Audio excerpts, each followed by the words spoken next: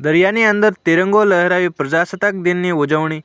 દ્વારકામાં પણ પ્રજાસત્તાક દિવસની ઉજવણી કરવામાં આવી. દ્વારકામાં ડિસ્કવરી સ્કુબાની ટીમે દરિયાની અંદર તિરંગો લહેરાવ્યો. સાથે જ ભગવાન દ્વારકાધીશના જગત મંદિરના શિખર પર પણ તિરંગા ધ્વજાનું આરોહણ કરવામાં આવ્યું. ફટાકડાની શિનગારીથી સર્કિટ હાઉસમાં આગ. દ્વારકાના સર્કિટ હાઉસમાં મોટી દુર્ઘટના થઈ. બાજુમાં ચાલી રહેલા લગ્ન સમારંભમાં ફોડવામાં આવેલા ફટાકડાની શિનગારીથી બગીચામાં આગ લાગી. સદનસીબે કોઈ જાનહાનિ થઈ નથી. રાજ્યમાં ક્યાંક ગરમી તો ક્યાંક ઠંડીનો માહોલ. ગુજરાતમાં ક્યાંક ગરમી તો ક્યાંક ઠંડીનો માહોલ.